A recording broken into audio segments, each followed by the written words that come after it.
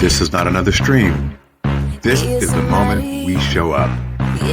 Real talk, real truth, real people, ready to ride. No filter, no fluff, just raw conversation that hits where it matters.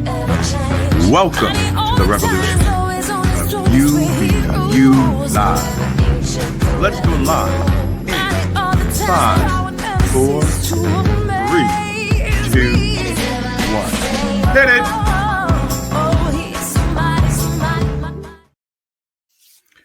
Hello, everyone. My name is William Rochelle, but you can call me Bill, and welcome back to You Be You Live. And let me just say, if you caught the last episode with my guest today, then you already know that we didn't just talk, we transformed. We dove headfirst into mythic identity, what it means to become the hero in your own story. We talked sacred rituals and even ayahuasca, which Scott shared with us his experience taking the plant medicine, walking through the fire, the ego death, the revelation, and the rebirth. We laughed about becoming influencers, and I'm still looking for it. Tom Ford, if you're out there, I think you should send me some free glasses. I'll wear a new pair every day. Love them. And Scott, I believe he was with Saddleback Leather, but we will confirm with him right now. Ladies and gentlemen, welcome S.Scott Mason.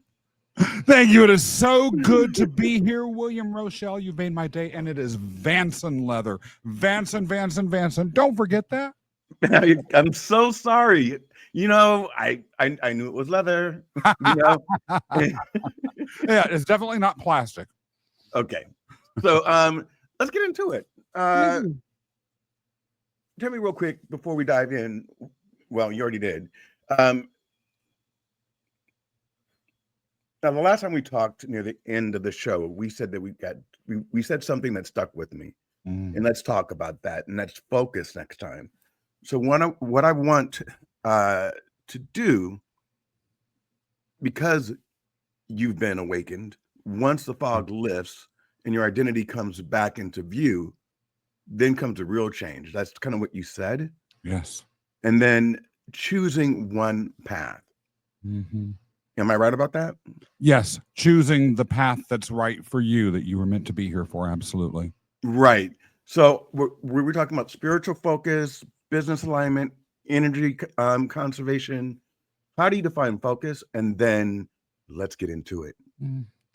Focus is, to me, the acting upon the understanding that you've developed as to what your alignment is spiritually and as an expression of the divine here upon the earth. Some might give it a more secular definition. Focus is merely paying attention and acting on whatever it is that you're paying attention to. But that can often really be a high-intensity distraction rather than focus. I had that sort of focus on careers that took me away from my alignment, or at least were detours onto my ultimate journey. Focus, therefore, is really tied inextricably to divine alignment. So can someone seem like they're focused on the outside and still be fragmented on the inside? I know the answer. We both know the answer. I have a feeling you've been there as well as I have, right? Yes. But I want you to kind of explain what that means, because I the answer is yes, right? Yeah. But I don't know how to express it. And then who are those people and how do they correct it? Or how do we correct it or help them correct it? So, you know, someone needs to help to get help. But, you know, what does it look like? What does it mean? I'll start with a personal story that will begin to perhaps unpack what that might look like as I move into a more general and abstract discussion of who these people are and what it looks like. So, I was raised in backwoods Kansas. I was smart, I was skinny, I was bookish, I had big glasses, I wore, and not stylish ones like yours, and right, give the homie a shout out. And they certainly were not Tom Ford. They were more like local opticians $3 special. And I had braces and all this sort of stuff. I was socially awkward and not good at team athletics. I was unhappy. I was miserable. I didn't fit in. I knew I wanted to get out. I knew from the time I was in 7th grade that I had a destiny. I knew that that destiny would be not like anyone else's around me, but I didn't know what it was.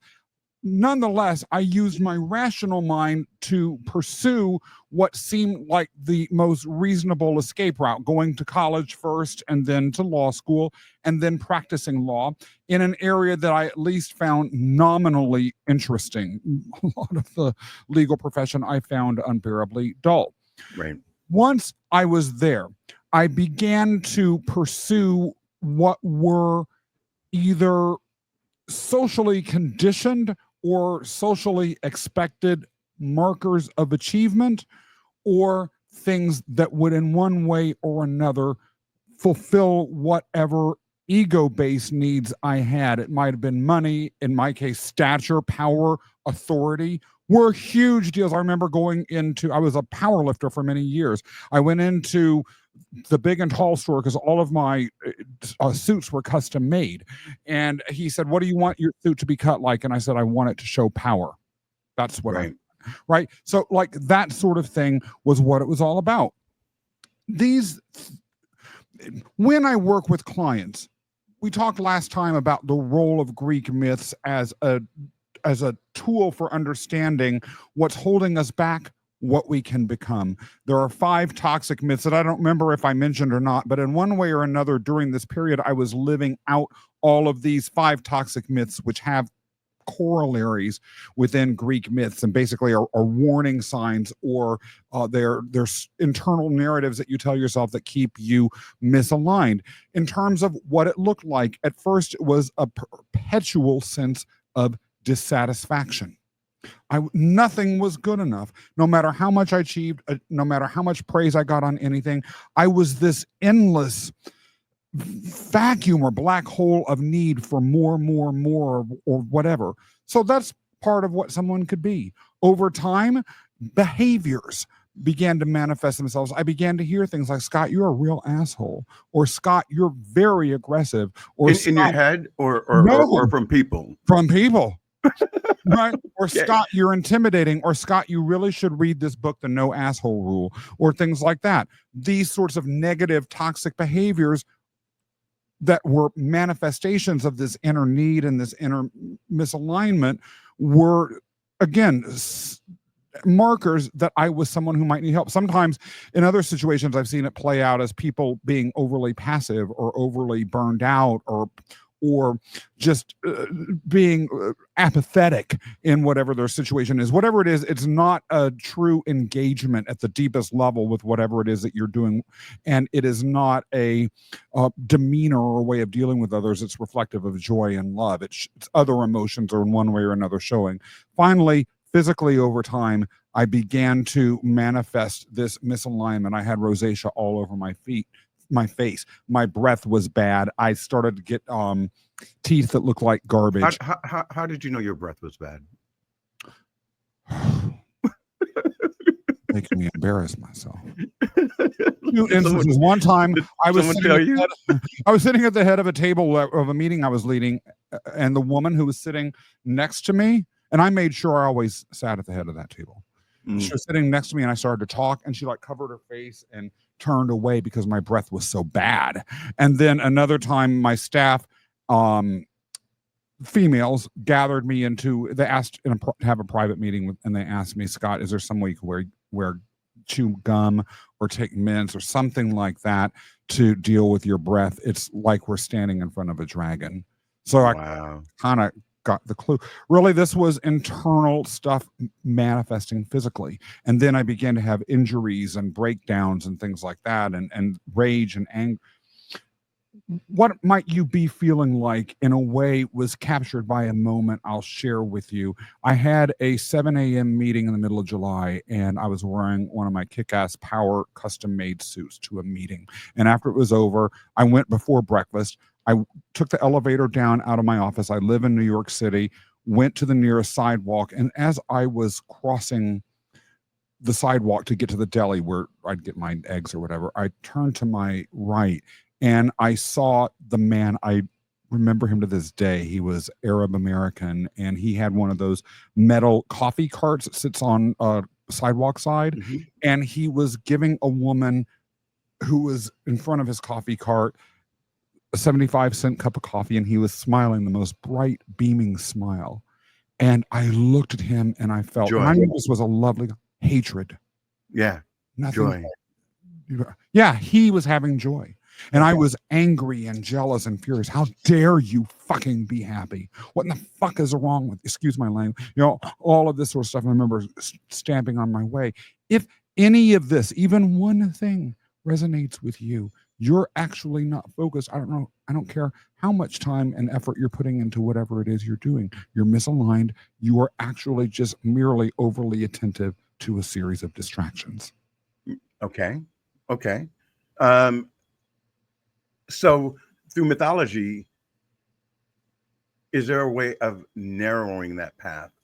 Is there a way of wandering it? Like, yeah, kind absolutely. of, do you have anything on that? Yeah.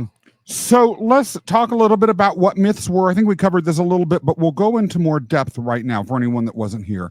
Myths, what a myth is not just, the modern use of it. A myth is a lie, right? That's not what we're talking about. We're talking about things like Greek, Norse, other pagan myths. What these were, on the one hand, were literary creations. They were interesting stories. They were the subject of plays and art. They were fables, all of that sort of stuff. On a larger level, they were statements of social expectations, particularly with regards to individual behavior, leadership, and connection to the divine. They also were seen as views, or almost like telescopes, into a more ethereal, non-material reality that ultimately guides us. These stories, like I mentioned a few minutes ago, all were allegories, or all were external versions of the internal hopes, dreams, aspirations, expectations, and spiritual experiences of the individuals that made up the cultures that we later associated with the larger group of stories that we call mythology. Right. These stories, as varied as they are, and appear with different themes over and over, different genres, sort of like we have horror novels and romance novels today. There are different types of myths. There's no official canon of mythical types, but if you look at them, and as I've studied them over and over, you see some general types of stories appear over and over, like the journey home is the Odyssey, or the creation myth, or the escape from hell, or the descent to hell, a whole set of stories like this. What these are corollaries to internal personal narratives that we tell ourselves that can either keep us distracted or can move us forward. If we understand the narratives, the mythical genres that are keeping us stuck or distracted in the wrong direction, we claim the power to rewrite them. There are character types within myths that represent the personality characteristics that can lead you to destruction. We can get into those if you're interested. There are 3 character types that enable you to walk the journey away from a toxic myth, out of being a toxic character, and into the ultimate fate of the heroes in Greek myths, which is reunion with the divine, connection to who and what you are, on a spiritual and soul level, alignment and the genuine ability to focus. I've said a lot. Does all of that make sense, William? First of all, I'm going to go back. This is an unscripted show. The last time we met, we knew nothing about each other. Yes. Because we had a discussion last time and we did know each other, I came up with a few bullet points I wanted to bring out to you. Yep. And you answered all of them already. One was, do you believe each one of us have one true path or can focus evolve? You just answered that. Yes. Yeah, you can walk out of it. You can walk towards it, walk out of it. You can, go wherever you want. And then the other one was, and this is my rapid fire question, with your gut response. When I say, what's the first word that comes to mind when I say distraction? What's the first word? Yeah. Yeah. Well, what is it? Life. That isn't that. Okay. That is a great response. Life is a distraction. If you're not focused inward, if you're not intentional with your purpose, and I'm going to let you lead, but if I wrote a song called, two songs. One's called Throw Punch Kind of Day. And what it means is that you wake. Wow. Yeah, I'll send it to you. Please, keeping it real. I love that talk. Yeah, because what it is you wake up and you're full of praise, you're full of glory. You're like, I'm going to kill it today. I'm going to enter into my divine purpose. And you walk outside, and all of a sudden, for no reason, the person behind you at Starbucks is like standing too close. I'm like, I can feel your breath on my neck. And then someone cut you off in traffic, and it's not one thing. Yeah. It's not one thing. So you always have to bring yourself back. Yeah. You always have to pull yourself back. Yeah. And some of us, most of us, some of us have the tools. You definitely have the tools. Others don't. That's why they're out there punching people in the throat. And then the other one is called strip away, which is, who are you without the followers, without the fame, without the title, without the compensation? And I think most of us don't know. Isn't it sad? Yeah. I think most of us, our lives are not built around our purpose. Our lives are built around our status. Yeah. Our what society thinks. And how many meetings they take a day? What's the biggest lie we believe about productivity versus focus? Yeah. Yeah. Right. Like all of those things really go as to the idea that how we define our physical existence and the markers that show progress or not are actually illusions or actively actively dangerous. Yeah. Right? Like the idea that whatever you have as a job, if you don't have that job, well, then who are you and what are you? Right? People kill themselves because of that. And I lost myself. Yeah. And the fact of the matter is, right, you can feel aligned and you can feel like all sorts of wonderful things walking outside the door. And then right when you're about to record yet another podcast interview with your homie, Scott Mayer, the Myth Slayer, StreamYard starts acting up. Yes. And then the swearing starts and things are thrown across the room and you have that I want to punch the room sort of day. And by the way, what genre are these songs that you've written? Because they sound like they'd be some slam and disco songs, I've got to say. So it's everything. I'll send you my Substack link. Well, we're going to talk afterwards. But I just so I've written all these articles, like 400 articles, and then I've gone through them and said, this is how I was feeling that day. Now I'm going to turn them into lyrics. Now I'm going to turn them into, create the instrumental version, the highs and the lows and stuff. Anyway, we'll talk about that. But it's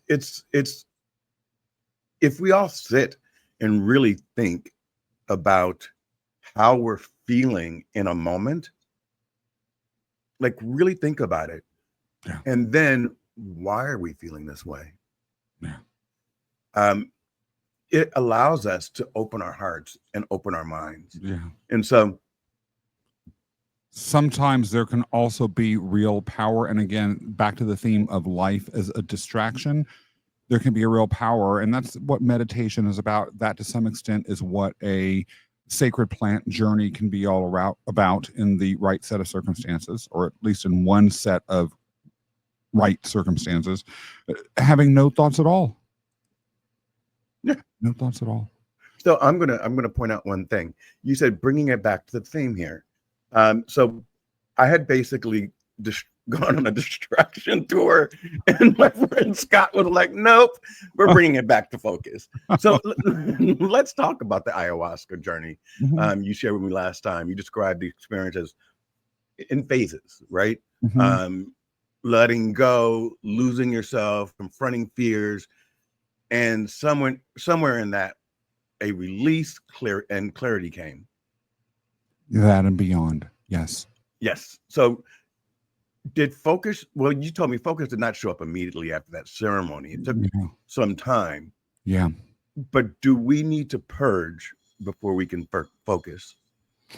Interesting question. So just to be clear, and there's, by the way, when in saying this, I do want to use language very carefully here, and a lot of these terms are not familiar to people, and so they're just now going into the common parlance, and there can be confusion. It was psilocybin that I used. Magic mushrooms. I've never done an ayahuasca experience, although I plan to do that one day. So just, I don't mean to be all scoldy. I just don't want to. No. But what's the difference between ayahuasca and psilocybin? Yeah, thank you for asking. Good stuff. Psilocybin is a mushroom. And it is it's a psilocybin experience. Well, psilocybin can be consumed through microdosing, little pieces of it that give you a sub hallucinogenic experience. They open that sort of experience opens up your heart. It makes you feel more emotional, more creative, more in touch. I did that as part of my larger psilocybin ceremony, but it was more of a predicate. Then there's a full psilocybin experience, which in my case and in many other cases, there is basically a stew that's put together into a chalice that you drink from after some rituals. And then that takes you on a journey. Ayahuasca and psilocybin, there are those that argue, I think, with some persuasiveness, particularly the extraordinarily well-known scientist and expert on the subject, Terence McKenna, whose book Food of the Gods is a must-read for anyone who is interested in the study of colonialism, prejudice, racism, religion, as well as sacred medicines, as well as the history of substances like sugar, coffee, and psychedelics themselves. He would argue that these are psilocybin mushrooms were deeply interconnected with the very emergence of consciousness as we know it within humanity.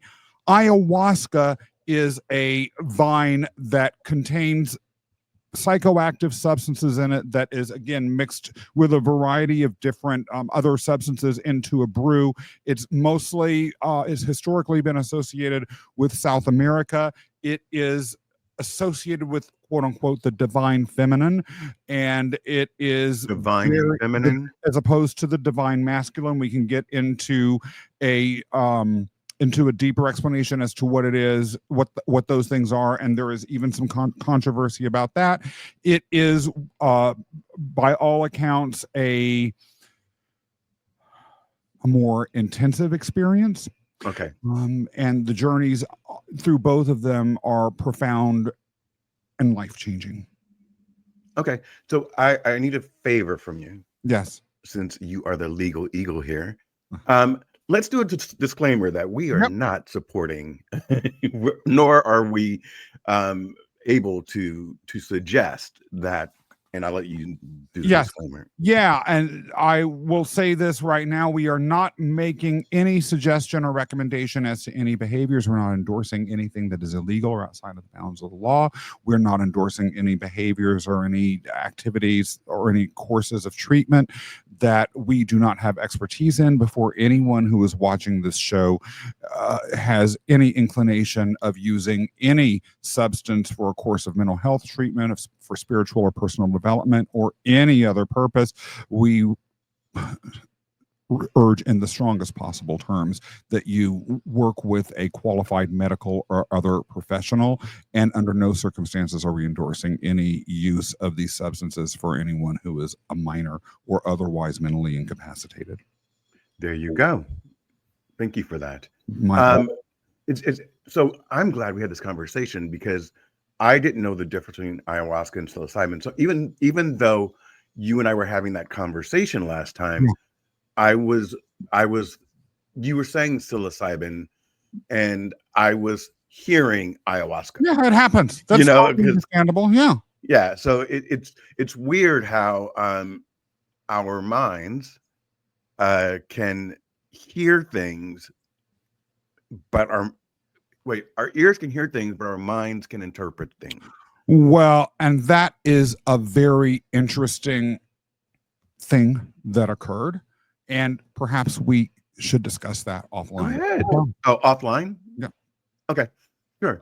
But I will say this: if you're hearing one thing, even when another thing is said, that's a signal that something much more deep needs to be explored, particularly internally, as to exactly why you're hearing whatever it is that you're hearing. I think for that particular subject, it's because ayahuasca is what I've seen on the White Lotus, right? Or 9 different strangers. So I didn't know what the name of it was. I knew it was a drink that kind of took you out of where you were. Yeah. And then discussing it, I think ayahuasca kept coming up after our conversation. So I wasn't with our conversation. So then my mind did it. But are you telling me that I'm crazy? No, what I'm saying is that, a lot of times things resonate with us or not for reasons. And that goes, and sometimes those things can be buried deep in our mind. Sometimes there are clear, obvious reasons, like you might have just described. Other times, looking beyond what those superficial reason-based explanations might be, it's worth also exploring, well, is there really something else? Why, out of all of the different words that I hear over and over and over again, and this isn't directed explicitly to you, this certain term is the one that keeps popping into my mind. I will say this, for instance, when I work with my clients, I tell them at some point or another, a deity will show themselves to you during this process. A deity is a god. A god. Okay. It will be a Greek or Roman one. Now, it doesn't have to be. If you're a Christian, for instance, it doesn't have to be that. If you are of a different faith tradition, I'm not saying that these deities are showing up as real things, and I'm not saying that you have to be on the lookout for a Greek or Roman deity, but so far it has happened to everyone. And some clients are like, okay, that's cool. I'm intrigued. This sounds fun. I wonder what'll show up. And then they roll with it. Others are resistant. They're like, well, yeah, what if I'm the one that it doesn't happen to? Or I don't believe that. Or I've never studied these deities. I know absolutely nothing about them. The only person who I know that knows anything about them is you, Scott. And I'm just working with you because I trust your abilities as a coach, not because I'm waiting for some deity to suddenly preoccupy my mind. Yet, no matter what internal orientation the client has, in one way or another, usually during a very specific period of time, during our work together, during the program that I have laid out, suddenly they wake up one day obsessed with a deity. In one case, it was a client who was obsessed with the name of a deity that she had never heard of in her life. And as a matter of fact, it was a deity I had never heard of in my life, ever. And she told me what this name was. I had to do some research about it. She did some research about it. And it actually turned out to be the exact deity that was going as to the foundations as to what she ultimately wanted to become. And this has happened on other occasions as well.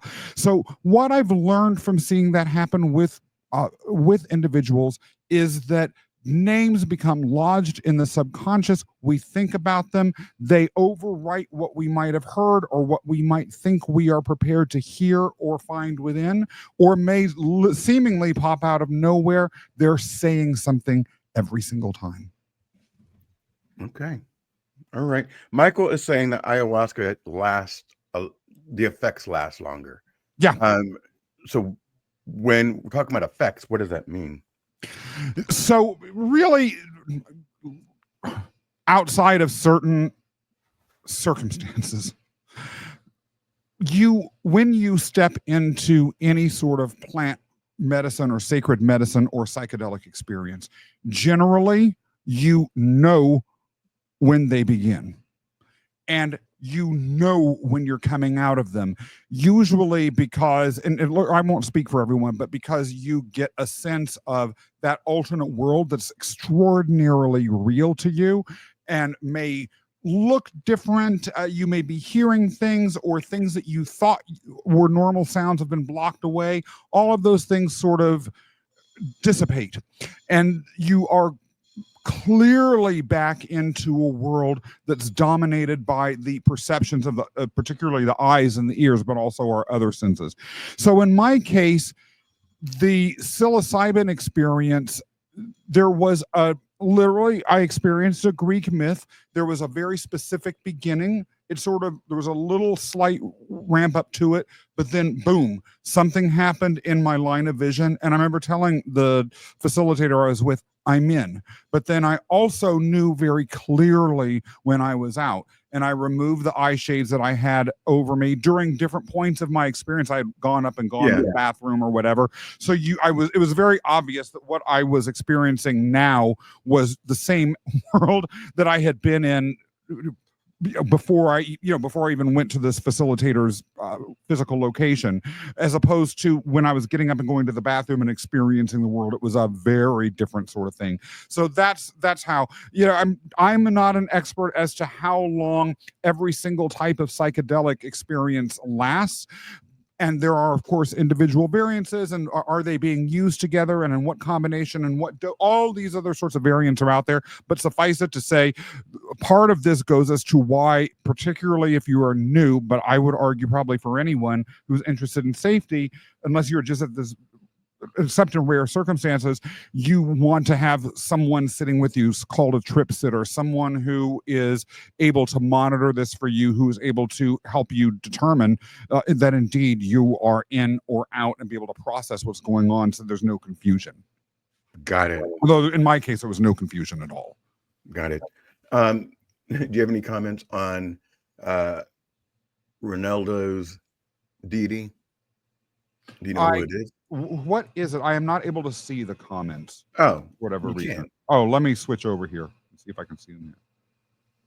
Well, I put them up on. It's on the screen. Good. Oh, so basically saying you can't. You need your glasses. Odin and Zeus. I have a lot to say about that. It would be interesting, Ronaldo, to talk to you about that. Those are both warrior gods. They're both gods associated with the sky. They are both king gods, or manifestation of the inner sovereign. They're obviously associated with power. They are also usually associated with the ruling class.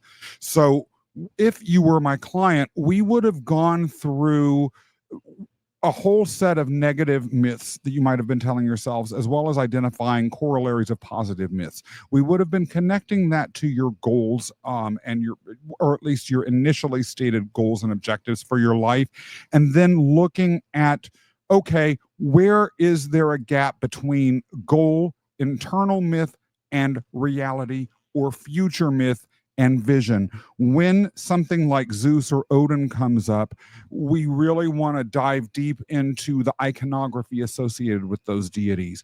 Why are those deities in particular speaking to you? What are their qualities? And are they coming to you because of a preconceived egotistical desire, like I like power, I like control, so of course Zeus and Odin are going to be who speaks to me? Or are they more deeply connected to your soul? And if so, what is that saying? You may not, sometimes people might say, and I'm not saying Ronaldo is like this at all, it may be that they are someone who is shied away from really connecting to their inner power, or really fighting their monsters, or accessing their inner wisdom, choosing, let's say, to focus on, I don't know, gossip and social media controversies and all that sort of thing. Tapping into your inner power might be, and your inner wisdom might be reflected through Odin, by thinking about, well, what sacrifices are you going to make? How are you going to change to step into that wisdom? How is that going to lead to an embracement of your power? And then what does the expression of that power look like? So it's highly individuated, but these sorts of things are the tools that I would begin to use to explore what this means. What about Zeus in particular strikes you? Is it the lightning bolt? Is it that he is in the center of the throne? Is it that he has multiple affairs? Is it that he has trouble with women? Is it that he has loyalty to his brother? Is it that he delegates anything? What about them speaks to you? These deities have a broad range of aspects, of qualities, of icons and motifs associated with them. What is it? Then let's unpack the meaning of that and pull that forward. When it comes to decision making down the road, once we confirmed that Odin and Zeus are the deities that speak to you, Ronaldo, when it comes to a difficult life decision, we would say, okay, in light of the qualities that Odin and Zeus have that represent your mission, your own connection to the divine, how are you going to make a decision about your life? Excellent. I'm going to answer his next question. Then we're going to go back to being focused. Yeah. Okay. Yep. So your question is, you be you. Is it a matter of age or stage? Can you be you while you are struggling with kids, marriage, professional growth, mortgages, etc.? You can be you when these are all behind you and you can focus more effectively. And I'm going to say that's one of the biggest problems that most of us have, is that we wait to be happy. We wait to be ourselves and our authentic selves, and consistently say, I'll be happy when. Um, and that Yeah. when never freaking comes, because you're my friend Scott just said, what's the biggest distraction? Life. So what you just described is life. So are we going to be our authentic selves once we're dead? Once we're 75? Like, when do you become the true you? And I will say this,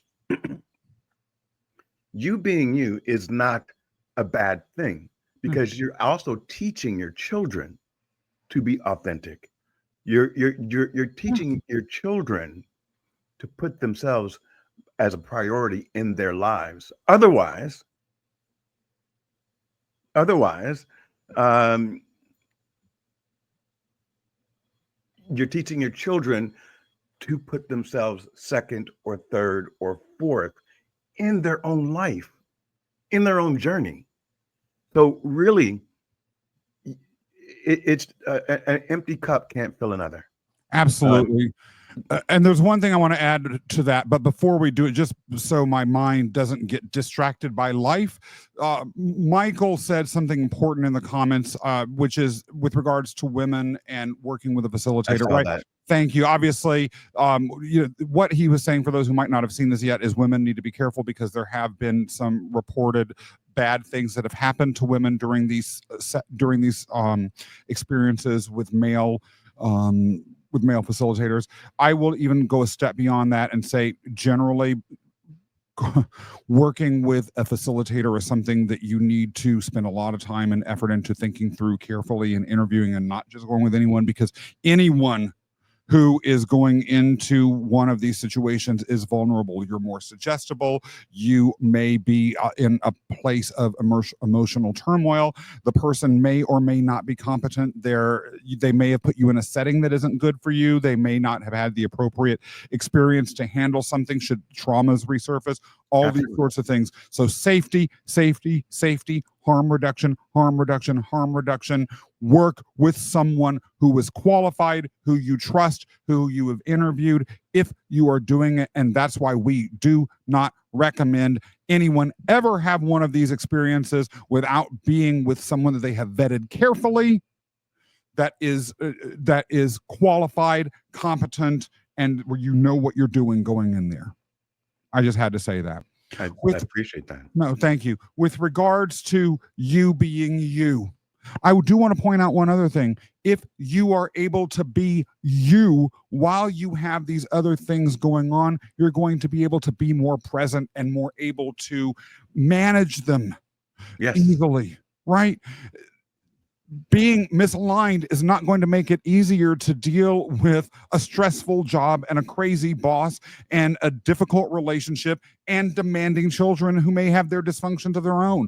You may need to be you and connected in order to show up as an expression of divine love and radiance every day in order to keep your sanity. And you're right. As we, I think, talked about last time, look, I was not an old man when I suddenly came down with an illness one day that no one knows what it is to this day and almost killed me. And if I just waited until it was convenient for me to be me, as you just pointed, this thing could have killed me. No one knows what it was to this day. If I were not in such good physical shape, I was told, I likely would be dead.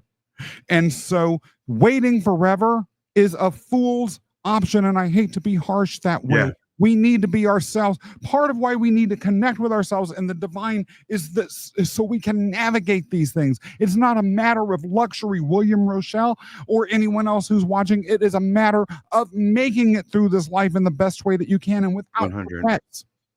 100. You know, there's so many people that I know that given up their lives for specific reasons. And when I say giving up their lives, I mean they've devoted their entire life being a wife or a husband, or a parent, and you know the marriage dissolves, and they don't know who the hell they are.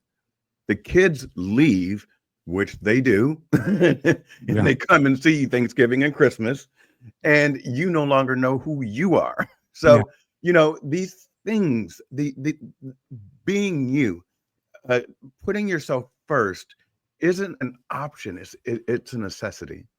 Yes. And I will always fall back onto that. Always. My question now is, when you feel scattered, Scott, which I'm sure you do, we all do, what's your go-to ritual to return to center? It's not really quite that simple, but I will answer the question in the best way that I can. Making sure that I have ever evolving spiritual self-centering practices that I engage with every day is the cornerstone. So for me, for instance, on my phone every morning, I send myself an automated text message demanding that I write down 3 things that I'm grateful for that I've never written anywhere else, right? And then I text myself right that back. That begins the day in one place. But really, I spend a lot of time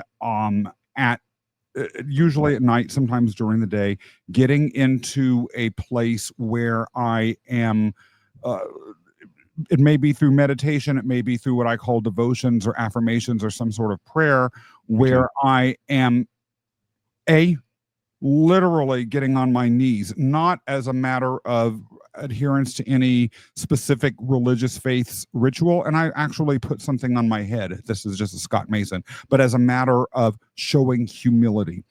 At the end of the day, I found blocks true connection with myself and the divine is when the ego gets in the way. And so reminding myself that the identity that is the physical that I have wrapped myself in for this life and am stepping into is something that is lesser and incomplete than the divine. Literally putting myself in a position of voluntary humility reminds me of the larger goal, which is to strip my ego away. Instead, again, the practice is ever evolving. I spend time focusing, talking through what it is that I'm struggling with. Is it fear? Is it resentment? Is it Talking through with yourself, talking through with myself, but myself being at one in the conversation with my version of the Great Spirit. got you. And then I also will do things like some sort of manifestation, but making sure that these manifestations are manifestations not of my will or what I want, but what the divine will is. I will ask to be able to look at and interpret signs around me that might help me understand what that will is. I make commitments. And this one is a big, big, big one for me, at least, and for many of the clients that I work with. I make commitments to either offering up to the divinity or making sacrifices to the divinity of things that keep me disconnected. Fear is a big one. Ego is the most important one. Grievance, resentment, the tendency to look in the past. Those are all bad habits that I have. Even listening unnecessarily to gossip or trivial noise in the news are things that I will, that will keep me distracted from the divine. I literally make a commitment, an ongoing commitment today and every day for the rest of my life to literally put those things up in an altar to the Great Spirit, a metaphorical altar, and burn them away. What I seek to be is an expression of divine love, of divine radiance, a mirror of whatever it is, and also surrender myself to whatever the divine wants me to be.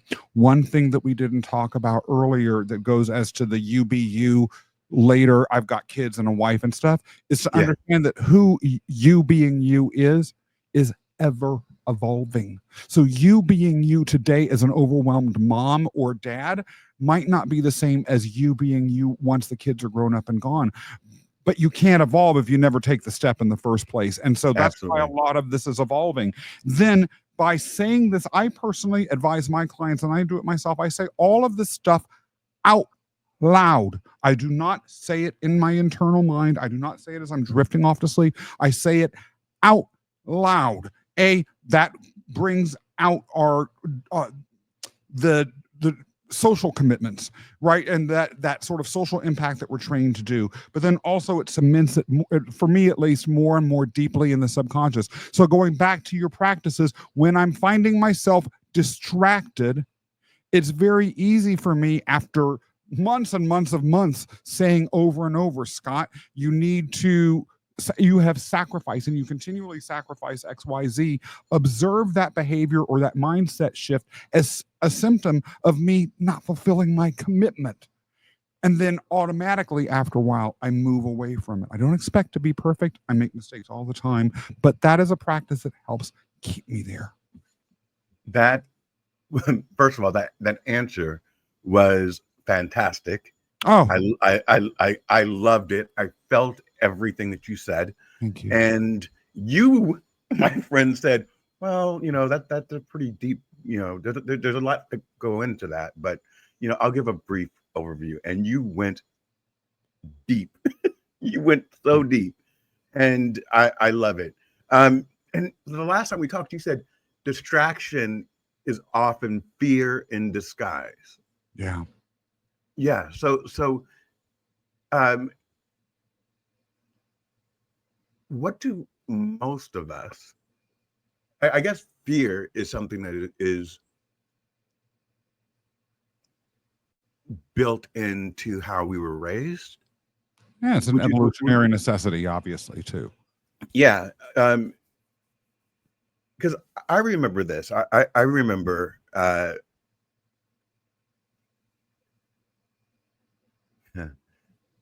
I want to be I remember some of my friends were able to use profanity in the house when I was younger, and talk to their parents any way they wanted. And their parents would say, "Oh, little Eddie, don't do that. That's not good." If I was taught, you speak when spoken to as a child, right? And what I found, and I don't know the right answer, okay? So let's start there.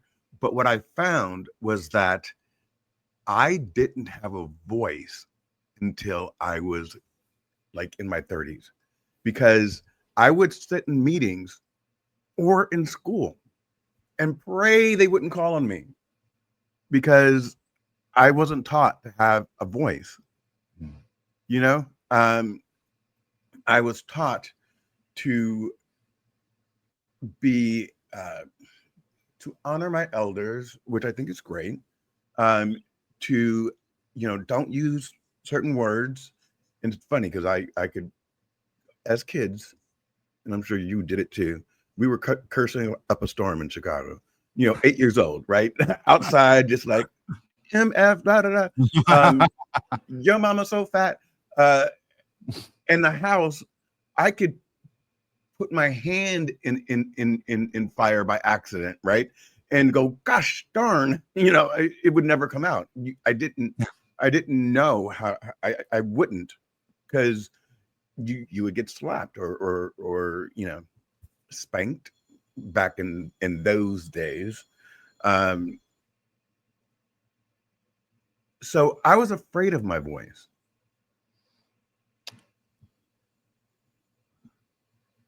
So, William, what you've said, I have such unbelievable empathy for. That person was me. I want to take that into a slightly different direction, if I may, that will Sure. ultimately lead us back to the themes. Thank you. Before we go further, there was one other comment I saw that I just, again, feel the need to say, which is someone mentioned the importance of when you're looking for a facilitator or a shaman or anyone that you work with in a psychedelic context, you want to explore the extent to which integration occurs afterwards. Integration is a process that occurs after a psychedelic experience in which you discuss with someone who's competent, qualified, empathetic, all these sorts of things to help you begin to piece together the whole experience and draw meaning out of it and make sure that you're not, going off any sort of deep end. And so, yes, if the person that you're planning on working with has no plans around integration, or I would seriously you really do want to make the inquiry that person is discussing and make sure that integration is part of whatever work you're doing with. Right. So I do want to not let that one go because we're moving in a completely different direction. Let's talk about this not finding a voice. I feel such passion about this. Actually, William, I did a TEDx talk on this exact topic. It's literally about how Greek myths help you find your voice and become charismatic. I was exactly the same as you. My father was in the military and then he was in the highway patrol. It was a very regimented, militaristic household that we have. He was from the working class. We were not viewed as overlords. We were viewed as people who obeyed orders. My mother worked for a factory. It was not and they were African American in the rural Midwest. It was not a place. There could be physical danger from people out there that didn't have the most progressive views about African Americans if you were careless about how you spoke. And it was generally a more religious community anyway. And so all of these sorts of things led me to believe that, and not only that, but I had a high school teacher. Now, mind you, I'm half black, half white. I had a high school teacher tell my I had a high school teacher tell my entire class that about me, that you can teach a monkey how to speak, but you can't teach it how to think. What? Pretty racist. Yeah. And so Pretty racist. Yeah, right. Just a little bit. Just a little. Right. And so feeling like you didn't have a voice, or that if I expressed that voice, I would be perceived as stupid or inferior, or all of these sorts of things, was something I really struggled with. And then it manifested itself as, again, back to the theme of alignment or not, pushing further and further away from my true self because I didn't know how to set boundaries within the work situations that I was in. In fact, sometimes it helped make me that monster that I described earlier, because by the time I had power and authority in which I could express my voice, because I'd never learned how to do it in any other way than, you're in trouble, Scott, bam, or you're a stupid idiot, Scott, boom, right? I just came out as hell on wheels, not anyone or anything capable of nuance with my expression.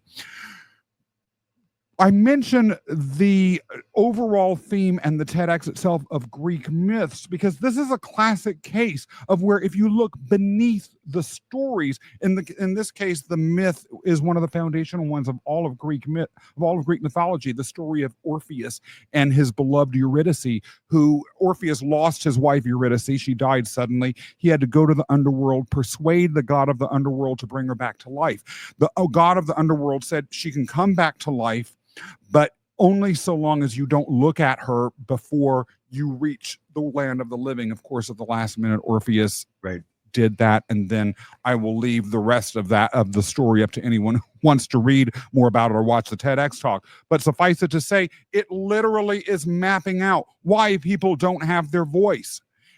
What gives you your voice? What is truly having your voice and not? And the true power, once you understand who and what you are, of expressing your voice. When you connect to who and what you are, charisma comes naturally. At the top of the hour, you asked, how can someone tell if they're connected to themselves or not? Who are these people? I should have answered, in addition to everything that I said earlier, they are utterly and completely lacking charisma. Those that have that connection cannot help it. They will be charismatic. And I'm not talking about manufactured, performative charisma, being up there and acting dramatically on a stage. That's not true charisma. And as a matter of fact, the myth of Orpheus even explains that. But really manifesting as who and what you are cannot help but happen when you connect with itself. And that occurs because when you connect with yourself, have these distractions aside, the only voice, William Rochelle, that you have is your own. Yep. That's why I'm like UBU, because I couldn't be. I was raised not to be. I was raised to be who they thought I should be, which is a completely different way than I raised my daughters. It's and I don't know about you and your parents, but it was a point in time. It was a different time, and I think as we know better, we do better. Yeah. So, they did the best they could with the knowledge that they had, with the tools that they had at the time, not understanding that not giving your child a voice limits them. Yeah. The interesting part about that is that we both, you more so than me, went on to do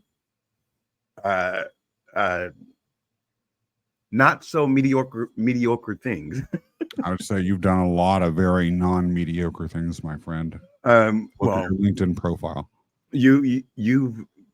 I didn't have actually I did one time in Bangkok. I got custom suits. But I wasn't a power lifter, and I did understand the seating at the head of the table. Yeah, I 100% get that, because that's a power move. It is, and I would always do that. Yeah. Until I owned my own company, and then it didn't matter to me who was at the head, and I would say, in this meeting, you're going to lead it. Yeah. And so whoever was leading the meeting would sit at the front of the table. I didn't need, as I evolved, I didn't need to make power moves, because I was already where I wanted to be. And confident in it, sounds like. Yes. Absolutely. I can share the light. Yeah, exactly.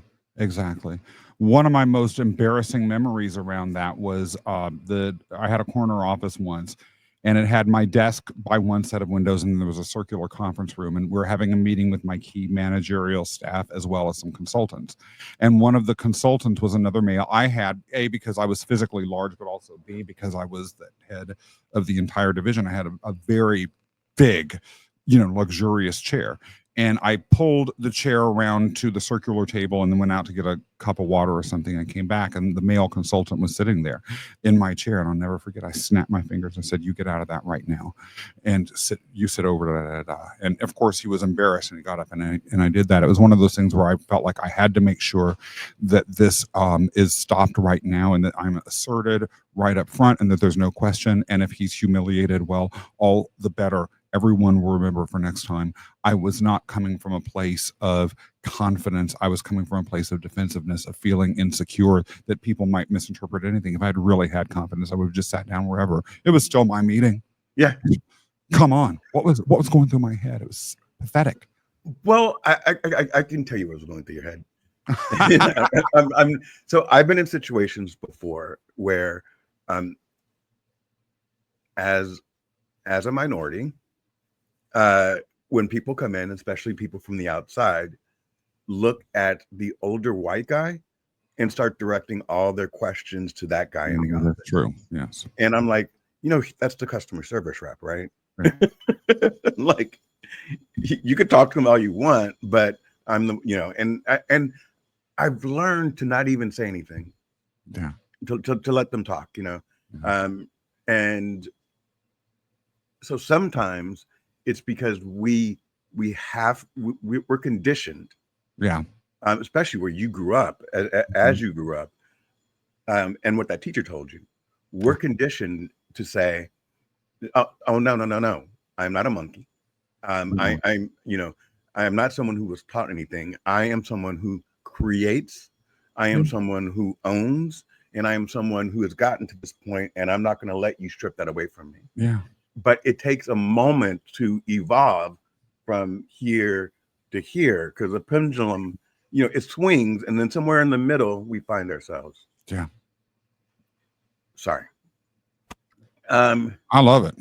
I'm loving the conversation with you, by the way. I don't know how you're feeling about it. Are you okay? Rolling in it, brother. Okay, good.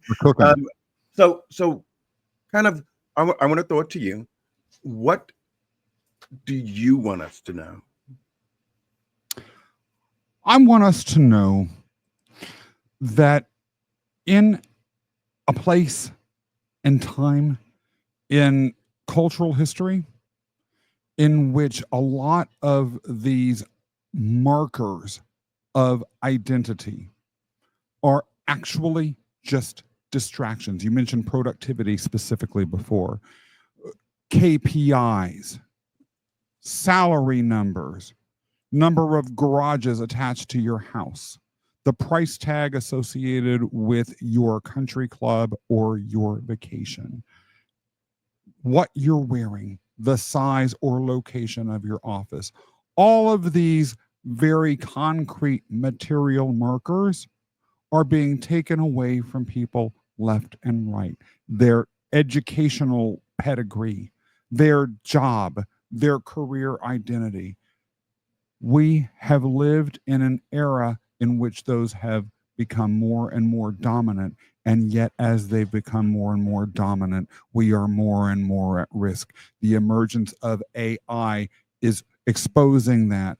The response of, or the shift in governmental approaches to how people deal with career and jobs, where even a lot of careers like those in government that people just assumed were automatically safe because of civil service protections are ending with a chainsaw overnight. And by the way, I believe, I think I read recently that Sam Altman of OpenAI recently said, and someone I interviewed for another show mentioned this as well, that Chat GPT or large language models are being inserted into robots experimentally now, and they're doing reasoning and talking back and forth on their own. A lot more jobs may be on the block.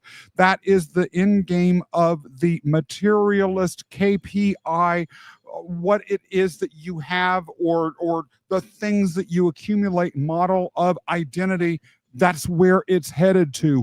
There is another way. A lot of people are going to feel lost. The empirical materialist model first emerged in the West in reaction to and against the mythical way of thinking.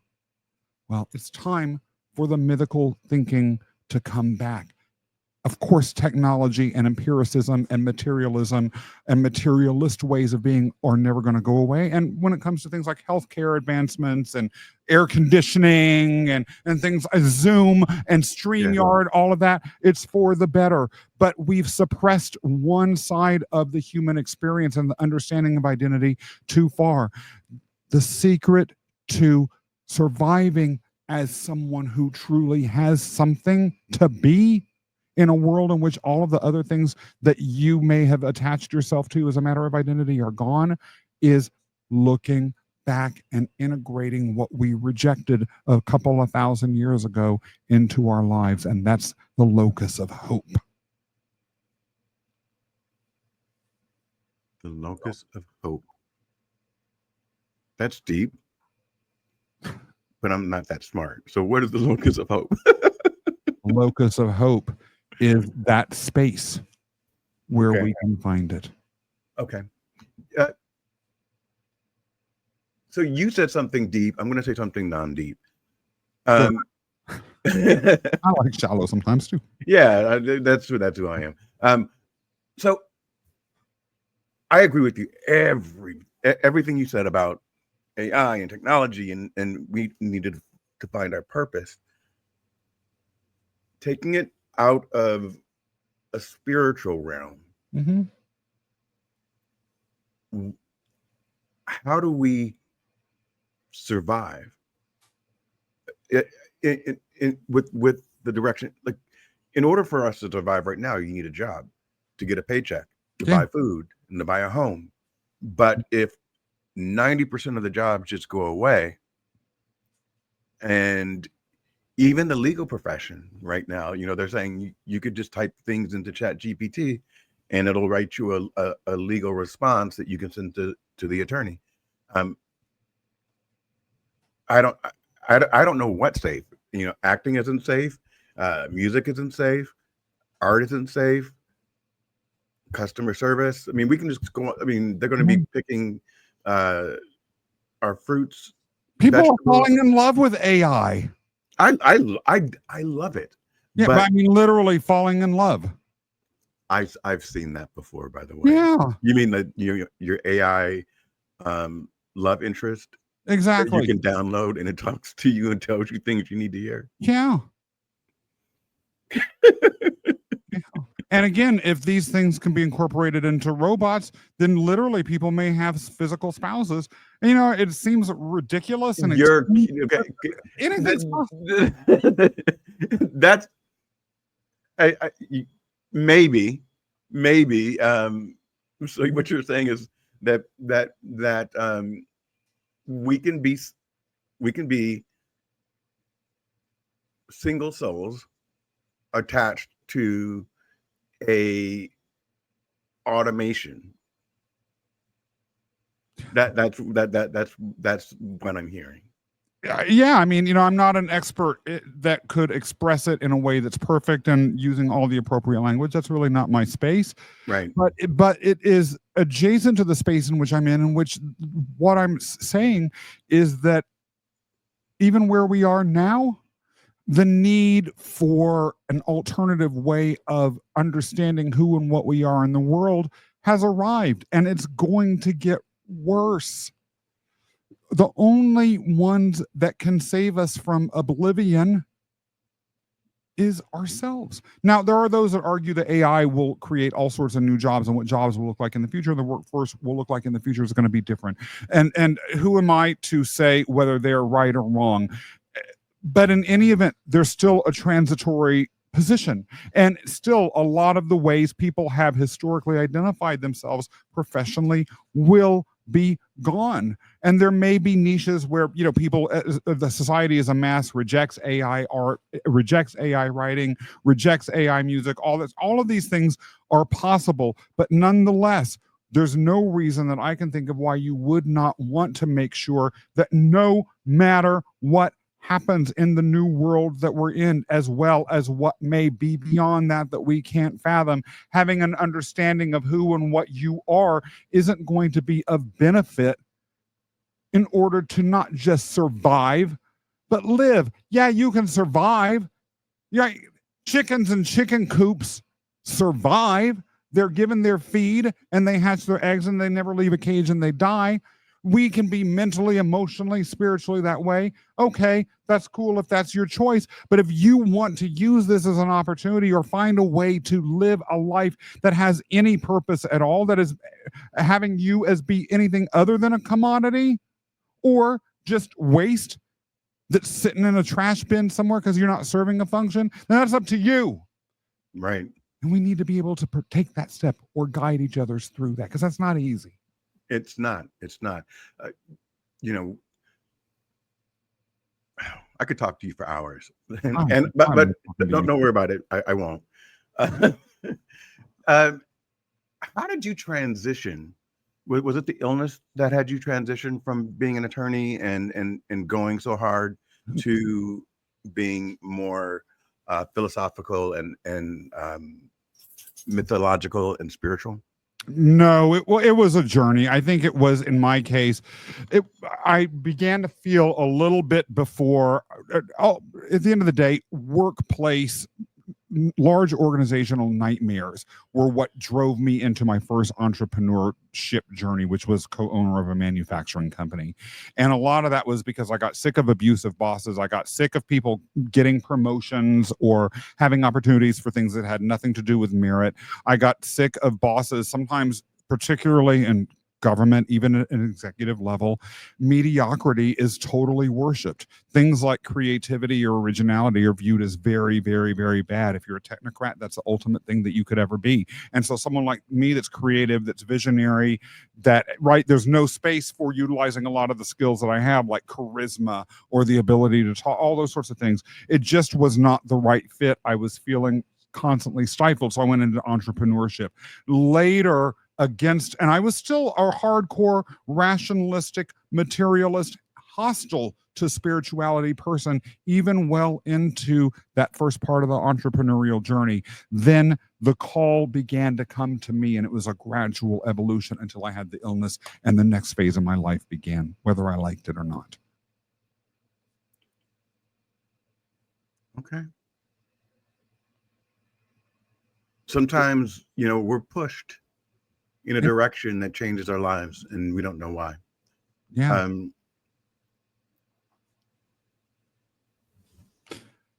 Go ahead. No, go ahead. No, you first, please. I'm seeing Kenny going back and forth. I am definitely not mediocre, and some stuff around all of that, right? Worshiping mediocrity and stuff like that. A lot of what I feel is really pointing to something that is worth people who are watching this or listening to it, whether now or on the repeat, would consider, which is that if you inside know that you're that you know you're friggin' awesome. Go ahead. If you know that you've got something to offer, if you know that you're not being appreciated and that you can be bringing more, that itself is a sign that it's time to begin to start looking to be you. And when you talked about the illness and the universe pushing us, again, there were things beginning to push and pull me into a more spiritual direction that began to occur about 2.5 years before I got sick.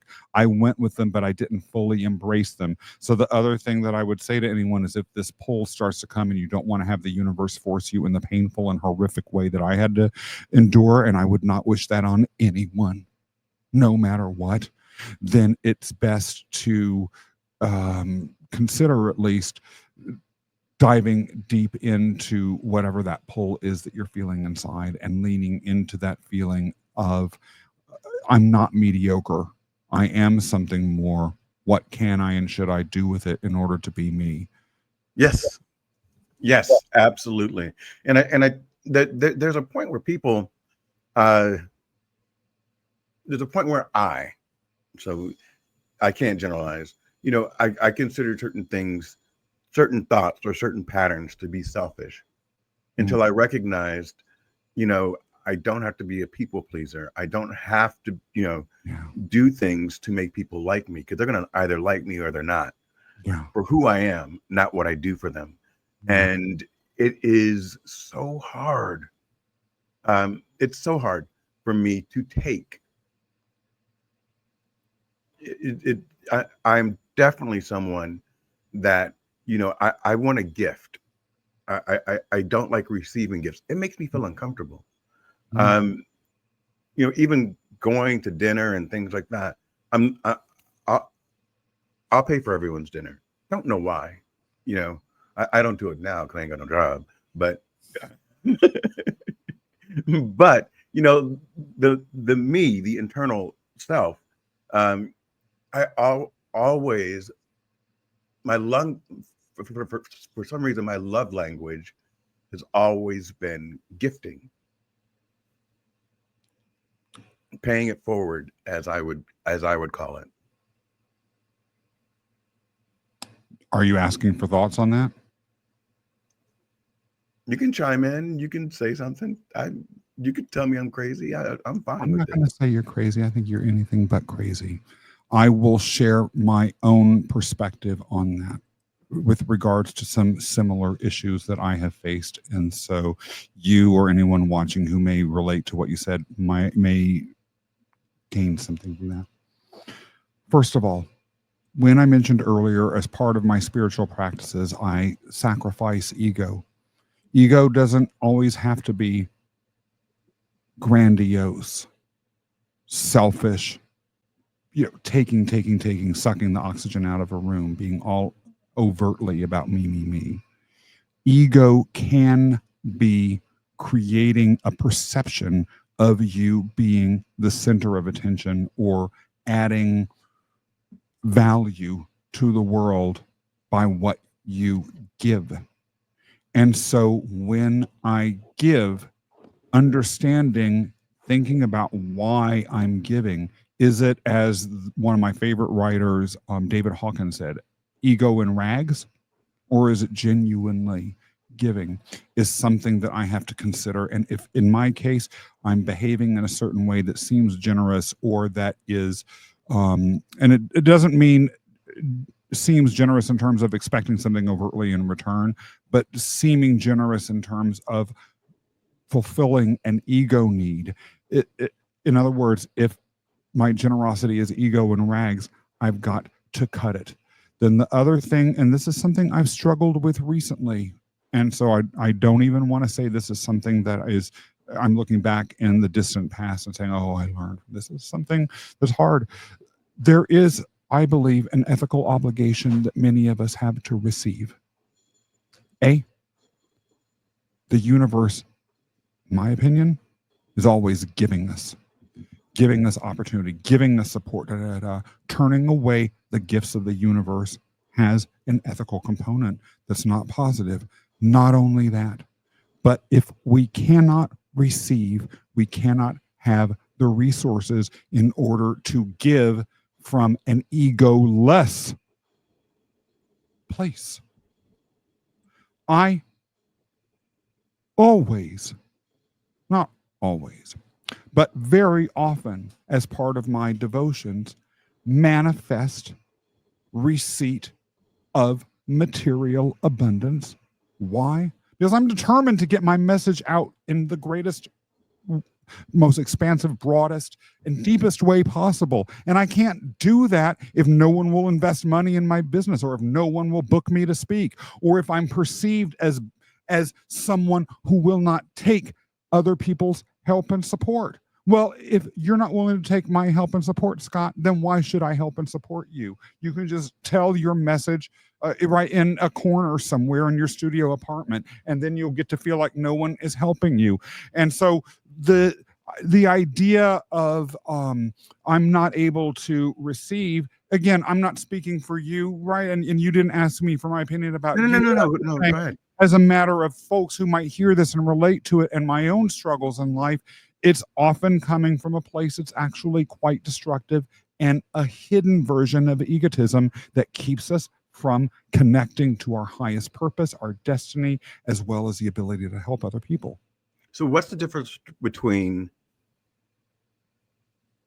feeling reluctant to receive versus me giving? And I will say this before you answer, sir.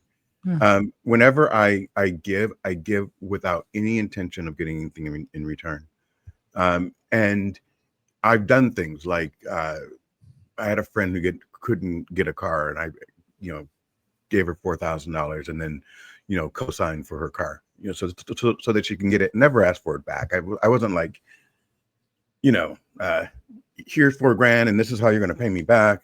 I've always felt like my life has had excess, and money, um, money should not be anybody's worry. That's my belief. And so, because money was never a problem for me, I felt as if me helping somebody else from getting their home foreclosed on, or getting evicted, or their car broke down so they can't get to work, why not do it? Because all it's going the I had so much discretionary income, Yeah, right? and that's what I'm talking about. Egoless versus ego driven, right? If you're quiet, like everyone, I'm just gonna give an example. The 1960s, 70s, and early 80s singer Diana Ross had a reputation for Who? being Diana Ross. Right, who was that, right, as being a narcissistic diva.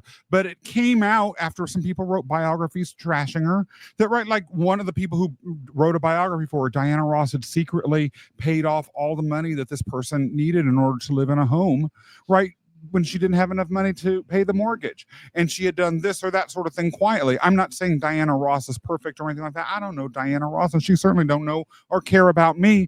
But She's listening right now. what'd you say? She's listening right now. Glad to hear that. Diana Ross, you've got me upside down. But in any event, right, it's one of those things where only you really know your motives. And I'm not saying your motives are one or the other. And that's why I say, I'm not, this isn't really directed to you, because exploration, discussion, conversation, honesty within ourselves and with those that we really trust is core to really drawing any conclusions about what I'm saying. These are things to consider. But sometimes people are giving, they might say, and I'm not saying all the time, sometimes it really is. It's my purpose, is my desire to pass my message on. That's giving to people. Right. It's my desire to help people and be of service to others. That's giving. I don't think anyone would reasonably say that's coming from a place of ego. I certainly hope not. But there can be a situation in which people like to give. There usually is some sort of acknowledgement, or a time they hold it over your head or something like that, where it's exposed as ego and rags, or I am the suffering martyr. I've given, and no one gives me back, right? Like that's an example of ego and rags. Look how much I'm poor and suffering while all those people that I help leave me behind. Ego Yep. and giving and rags. But then if it's in any way correlated to I have problems receiving, again, what is that about? Why is that correlation there? And so I think that this is, I'm not saying with, again, with you in any one case or another what it might or might be, but the exploration is worth taking into, as is the exploration as to why is receiving hard. Receiving could be hard for me. I'll speak for Scott Mason. Receiving can be hard because it makes me, in my eyes, appear to the world needy or Yep. weak or Right. in desperation. In other words, the refusal to receive is a manifestation of ego and something Got it. destructive. I can I can I can feel that. Yeah. Definitely feel that. Um, this has been a very, very unexpected, great conversation. not unexpected because I didn't think that you and I would have a great conversation. It's just in speaking with you, there's so many layers that we go through. Isn't it beautiful? I'm sorry? Isn't it beautiful? It is. It is. And one of the purposes of UBU Live is to make friendships and have open discussions and talk beyond the surface. Yeah. And that's what we do. And you and I think we need to do it again. Yeah. Definitely. But I also think we're connecting. We're not just having a conversation that's scripted, and we've run around a bunch of different things, even though the topic was supposed to be focus. Yeah. And I'm just like, I need to learn how to focus, especially as a host, because I'll get on one of the comments, and then that will take my mind to, that's a really great topic right there. So what do you think, Scott? And so that's how the conversation kind of flows. Yeah. But we're including the people in the audience as we're talking about this. I asked you before, is there anything that you want to say or get off your chest? You did say something. Scott, you already know when you speak, it's not just wisdom. It's like you're reminding us of something. Our soul already knows. It does. You're reminding us of something that our soul already knows. And for everyone watching, I hope today stirred something in you that provides clarity, awakening, focus, or devotion. Hopefully, all three.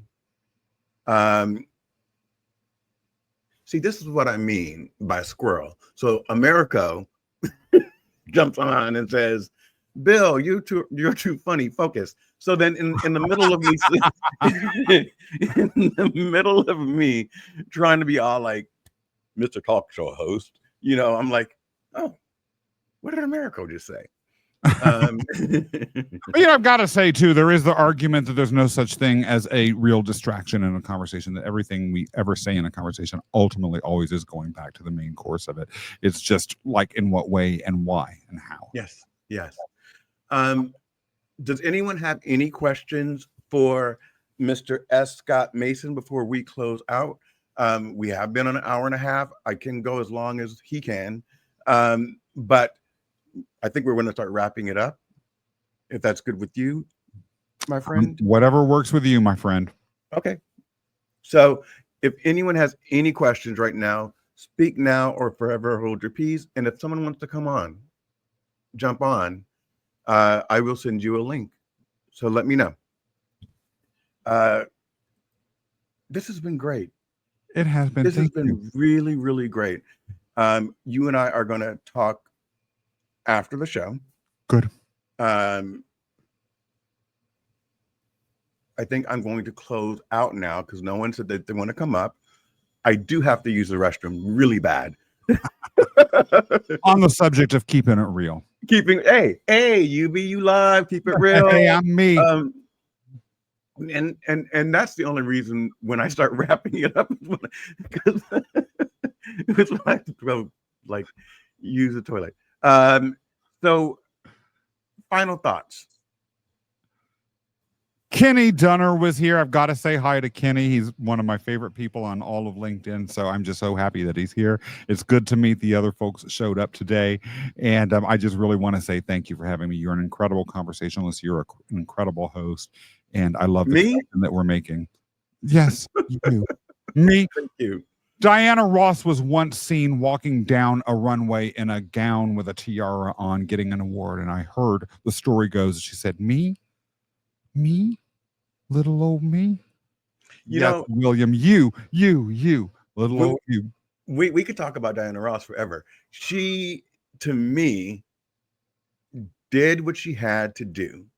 Those when she left the Supremes, those groups were dying out, and she became the biggest star in that era in the Black community and beyond.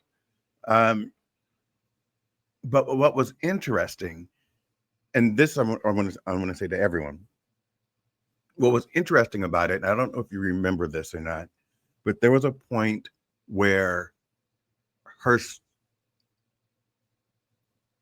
she was always an icon. She's never stopped being an icon. Yeah. But there was a point where her sales were down, and she got a DUI. Yeah. She got arrested coming through London. It was all this, and it was all the same period. It was all the same. Do you know who I am? I'm Diana Ross, and it wasn't.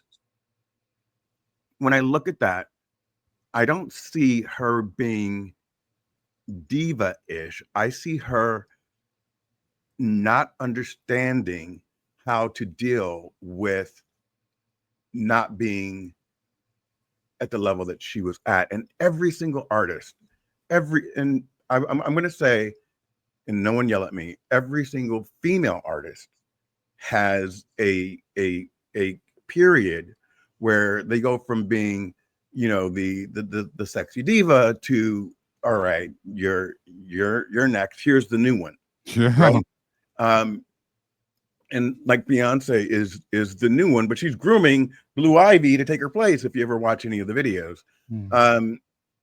Janet Jackson had her.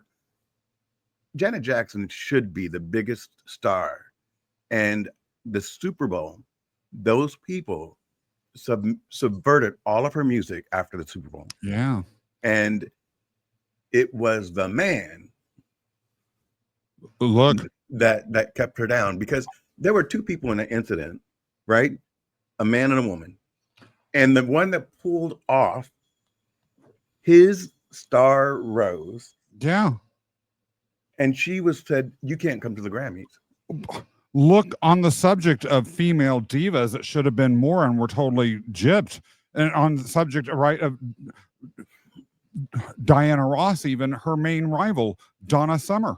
Look at what happened. Disco. What was that all about? And her entire career was affected because of that. Had nothing to do with her talent or her ability. But what was that? That talk about the man. Yeah. Come on. Yeah. I wish Kelly Rowland would do her story. I wish, because if you look at Kelly Rowland and you look at Donna Summer, you're gonna see, like, okay, I could see how she could portray her. I love Kelly Rowland. I do too. She was actually my favorite one in Destiny's Child. Oh yeah, definitely. I always felt like Beyonce couldn't. She wasn't good speaking in interviews. She's a great entertainer, but early on, Kelly was more eloquent. Yeah. And a stronger speaker. And better in front of, like, you would see in some of the early concerts, she'd be the one that would get up there and rev the crowd up, right? Like, she was a really good hype person. And let me tell you, she was a good disco diva too. When she had that song with David Guetta, that was the jam. Did you notice? Well, you probably didn't, but I was watching the Kamala Harris rally. No, I didn't. And in the rally, it's super cute because Kelly Rowland walks out first, holding Beyonce's hand, as if she is supporting her little sister that is afraid to come out on stage. So you could tell Kelly is like the big. I think she's strong. I think she's super strong. But you know what? We are way off topic, and I still got to use the restroom. So everybody out there, I will be live with Lanier Johnston on Tuesday. Yeah. We are going to do a before and after on a someone's profile that I found that was looking for a job. And I said, okay, would you be willing to? And so this guy submitted all of his stuff to Lanier. And we're going to take a look at it before. And then we're going to take a look at it after. And then we're going to talk, in a few weeks about how he's feeling about the results. So that's a good one to watch, because you're going to see what a good LinkedIn profile looks like. You're going to see the difference. And I'm not going to say the person has a bad LinkedIn profile because that's not what I'm saying. But we're going to see once Lanier touches it, how it shifts. And then Kenneth Dunner. And then after that, see, bye, y'all. Watch Tuesday at 4 o'clock. Me and Lanier Johnston and our makeover. I want to thank you, S.Scott Mason, for being such a fantastic guest. Every time you kill it. I also want to mention Kenneth, Jeremy, Peter, Americo, who is my new best friend, Jay Pasqua. I haven't met you, but I hope to soon. Merrill Cass, Spencer Collins, my good friend Michael LeBlanc, Cheryl Lynn, Ronaldo, who we actually had a couple of conversations with, Lark Ambrose, Sherilyn Sherian. As you get to a certain age, you need the glasses more. And let's see. I just want to make sure everyone gets a shout out.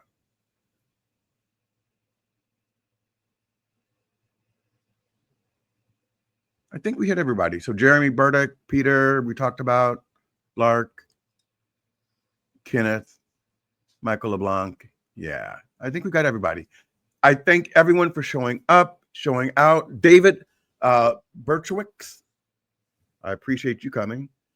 And everyone, let's all connect with David Berchowicz because I'm not sure who he is, but he joined us, and I'm so excited about that I want to make sure that he gets the love that he deserves. Yeah. So we are a community here on LinkedIn, especially the live broadcast supporters, and we need to welcome in the ones that aren't always on our shows. Talk to you guys later. Love everybody out there. Bye. Oh, watch my outro.